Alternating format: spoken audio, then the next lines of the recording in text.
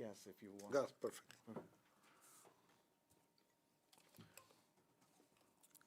Good evening, everyone. We are beginning the press conference with head coach of Anadolu Efes Istanbul, Mr. Pablo Lasso. Please, coach, your comment. Okay. First of all, congratulate my team for the effort and for the victory. I think overall we did a very good job as a team. Okay, probably our worst quarter was the second one because we were not able to execute right and we were not making, let's say, easy shots. Not easy against this team. But the rest, first quarter, third and fourth, we dominate a little bit both ends. So I'm very happy because the performance, knowing that in this EuroLeague you cannot celebrate too much because we play again in 48 hours. So very happy. Credit to my players, credit for my players for sure, for the whole organization, for the team, also for Igor. This is the way basketball is. And for sure Efes is a great team, playing in one of the most difficult arenas. And like I said, I have to congratulate my players for the victory and for the effort for 40 minutes. Hello, coach. In Anadolu Efes, you found some familiar faces, Vincent Pore, Nick Weiler-Bob. How helpful is that starting this new chapter? Well, for sure it's helpful. Somehow when you arrive to a team and you know what two important players like Nick and Vince know what they can give you, and they know you, probably, I don't know it, but probably they talk to their teammates and told them, Pablo likes this, Pablo likes that. So for sure it was helpful on my adaptation. Let's say my first day with them was Thursday. We were playing in Valencia. In less than a week, it's not Pablo Lasso came here and touched them and they look like different. So the good thing is there is a team that is open to listen, to improve. And this is something that as a coach I value. And asking straight your question, for sure Nick and Vince are very important in that adaptation between players and coach. Also, you've been working with Sylvain Francisco in München Bayern. How do you see his step up during these seasons? Okay, I think Sylvain, since he left Greece, he was a little bit of a surprise in Spain with Manresa. Then he went to Greece, then he came to Bayern, and then he came here. I think Andrea did a great job with him of raising him up. I think this year he's playing great. Offensively, he's a great factor. He's a guy that is probably right now one of the best one-on-one players in the EuroLeague. And he's not also scoring. He's also creating a lot of offense for the team. So I'm very happy for him. It was a pleasure for me to coach him in Munich. But let's say it's a guy that is difficult to control. So he gave me a lot of headache today. But somehow we prevailed over Zalgiris. That was my point. I want Sylvain to play very good every day. I love the kid, but I'm very happy that today we won in front of him. Good evening, coach. Good evening, coach. You've managed to control actually Cisco today. He played his second worst game efficiency-wise. So how did you do it? What was your plan against Cisco today? Okay. Remember last year that we beat Zalgiris here with Baskonia? And I told him after the game, I said, hey, you didn't expect that we were going to double you. And he said, yeah, you never double. So probably in his head he was thinking, oh, he might double me today. Okay. Different players. We didn't double, but we were able to somehow be, as a team, ready of what he can do. Okay, if my answer comes with his first three-pointer, that's it, finish. He's a great player. You're not going to shut him down totally. But somehow we have to understand that it has to be a team thing. And it's not only that we shut him down, I think we really shut down the whole team because we stopped a little bit their creation. Also happy for Nigel. I think they have a great couple playing at the 1 and the 2 together. And very happy to see Nigel back playing at good level. But like I say, for me it's not only important to try to shut them down, it was important trying to shut down the whole team. You mentioned Nigel. What are your memories from Real Madrid with Nigel? Okay, with Nigel back in Madrid, I was very happy of him signing with us because he was gonna be the guy who was gonna give us stability. Okay, everybody knows Yul, Carroll, Rudy, great players. But Nigel is that kind of player that plays great along them. And I think it was a great part of the success of the team. It was Nigel being with us. So I'm very happy that Nigel deserved that attention. He played always for great teams. And I'm happy for him because I think he's a great person. Thank you. Welcome back in EuroLeague. How does it feel to be in EuroLeague without Messina and Obradovic? Very straight question. I have so much respect for Zelko and for Ettore that it's hard to say. How do you feel when these two coaches say, okay, I'm going to step down? Situation is different in Milano and in Belgrade, for sure. But we're talking about probably best coaches in the last 50 years of basketball. Success-wise, everybody taking a look at what they're doing and what they're improving. So my respect for them is great. And, okay, now I'm back and they're not here. Good. Happy. Thank you. These are your first day with the team. What did you want to put in place immediately for this game and the other game? Okay. First of all, we have to recover a little bit our confidence as a team, defensively and offensively. Why? Because a lot of times you lose confidence because you miss shots. You lose confidence because players got hurt. You lose confidence because somehow you don't manage to win. But you don't go to the supermarket and buy confidence.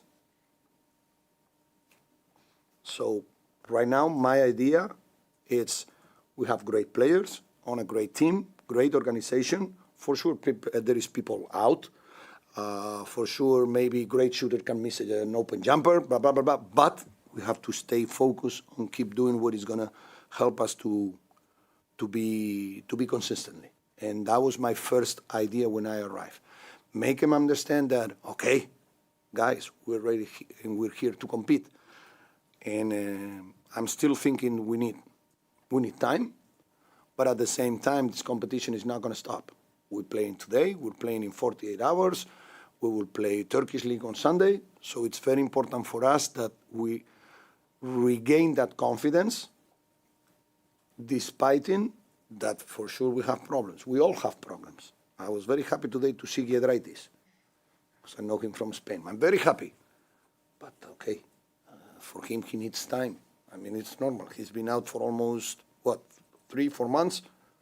So this is something that we have to live with it, coaches, and we have to understand that we have to get the best out of the team with some healthy players, without some healthy players, with the confidence of playing good or playing bad. So we have to be focused about regaining the confidence of the team playing at their best level. Okay, last question here. Hello, Coach. Congratulations on the victory and glad to see you again in the EuroLeague. As my colleague mentioned, Željko and Ettore is not in the EuroLeague anymore, but another EuroLeague legend, Charas, is. You played against him many times. You had many fights in Spain in El Clásicos, and now you'll fight in the Turkish derbies. Yeah. You didn't see him on Sunday, I think, but how do you feel about those upcoming matches, maybe in the Turkish League finals or playoffs? We'll see. Right now, I will shake your hand and say that I meet Saras on the finals. That would be great for Saras. He's in the final. That would be great for Pablo. He's in the final. Despite that Saras was not there on Sunday, I have a great relationship with him. I always tell him how hard it was to defend him as a player. He used to kick my butt because he was one of the best players I ever played against. But right now we're coaches. and we have to coach different teams and fight against each other. Madrid, Barcelona, Anadolu Efes, Fenerbahce, very good. Happy to be back in EuroLeague and happy to see Sara successing the way he's doing it as a coach now, same as he did as a player. Okay? Thank you. Thank you.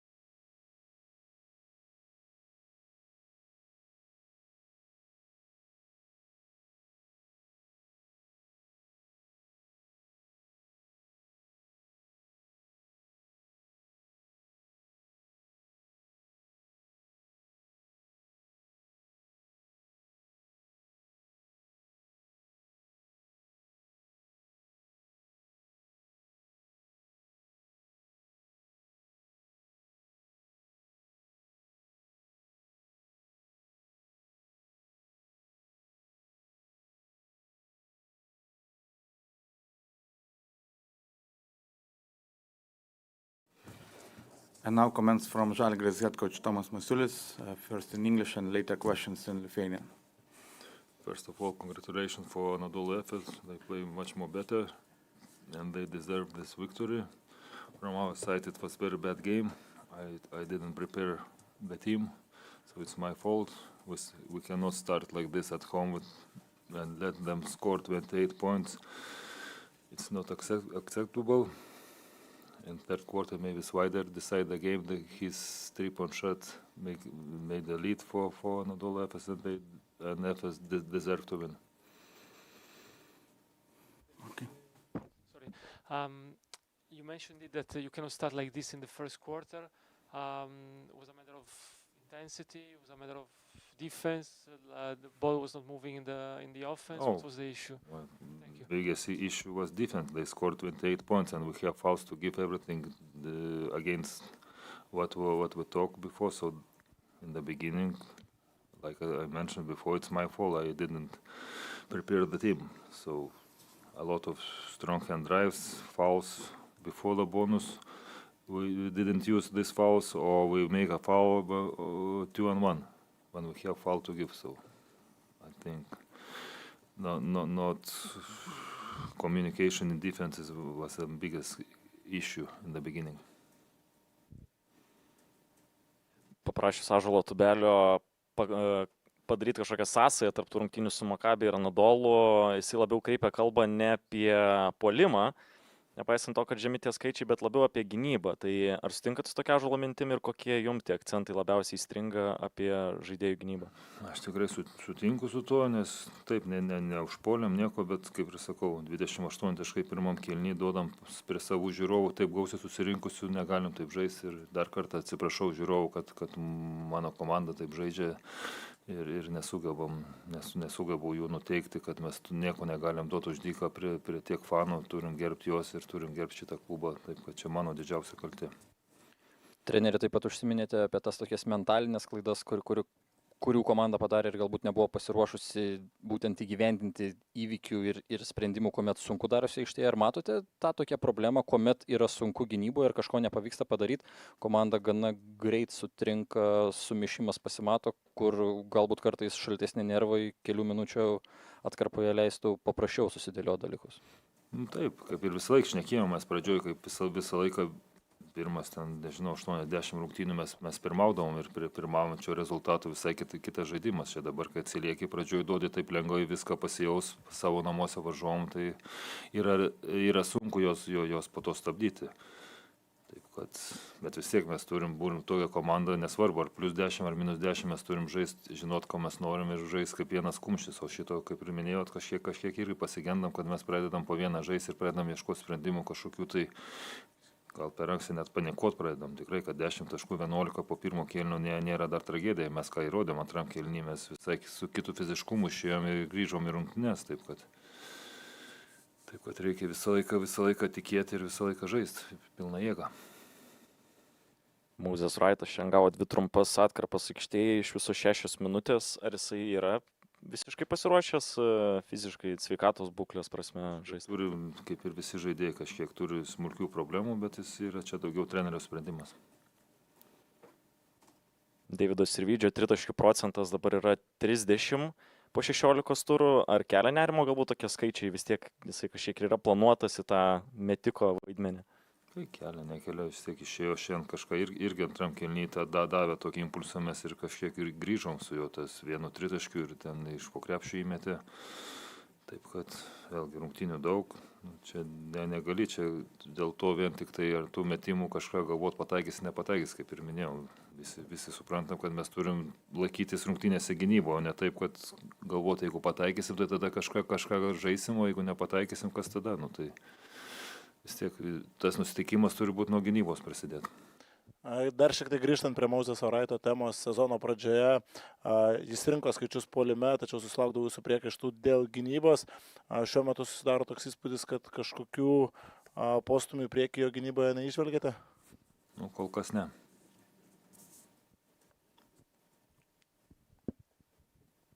Sveiki, treneri. Laisvo žodžio. Jūs netimsit, taip skandavo Žalgirio sirgaliai pirmomis sekundėmis vakar olimpinė čempionė Rūta Meilutytė pasakė apie laisvą žodį. Kokia jūsų nuomonė apie protestus ir kiek sekate apskritai aktualijas Lietuvoje? Kažkiek seku, bet tikrai daug neseku ir nenoriu čia į tą smarkiai veltis, taip kad tikrai palaikau tos žmonės, palaikau laisvą žodį, kaip jūs sakot, ir daugiau nenoriu tikrai kažkokiu čia didelių tų pareiškimų daryti. Labas vakaras, treneri. Jeigu nieko prieš dar apie Mozėsą Raitą noriu paklausti, nes atrodė, kad netgi atmetimo reakcija gal kažkokia iš jo, jisai po vieno iš jų, kai jūs pasodinot jį ant suolo, jisai net atsiskyręs nuo komandos, atrodė per minutės pertraukėlę.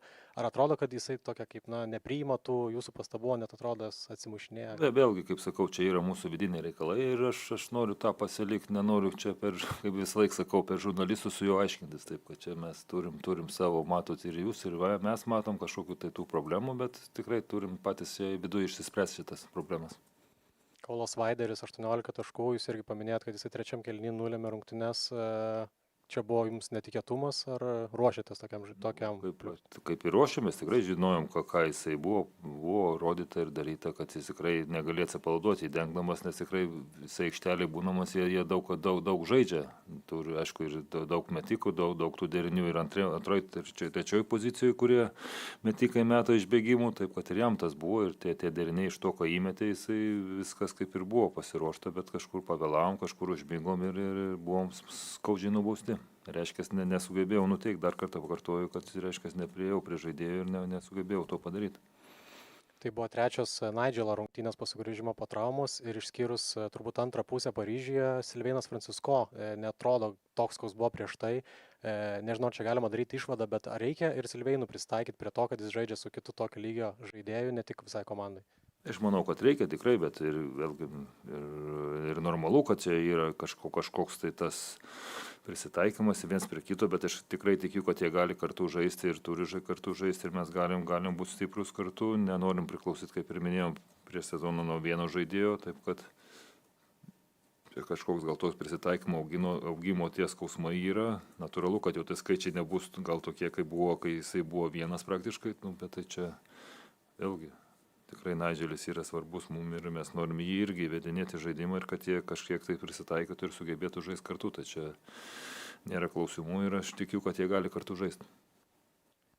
Matant tą kritusią Raito formą ir galbūt kažkuria sveikatos problema sudėti, ką tai galbūt sako jums apie reikalingumą papildymo šio sezono etapu? Vėlgi, aš čia dabar nenoriu taip ant kaštų šnekėti ir nes čia toks gausis daug daug to bereikalingo žodžio. Mes tikrai diskutuojam, žiūrim, matom ir norim viduje išsispręsti visas šitas problemas. Jau atsiprašėte sirgalių ir sakėte, kad negalite taip žaisti prie savo fanus, bet dar nesibaigus rungtynėms, kai kurie jau pradėjo palikti areną.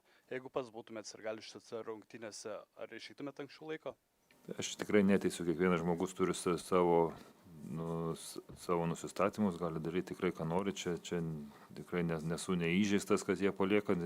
Buvom verti, kad jie paliktų mumis, nes mes su savo žaidimu neįrodėm, kad jie turėtų būti iki galo. Taip, kad vėlgi dar kartą, ačiū jam, kad jie atėjo. Ir mes turim visai kitaip atsidėkoti jam. Dėkui visiems. Ačiū.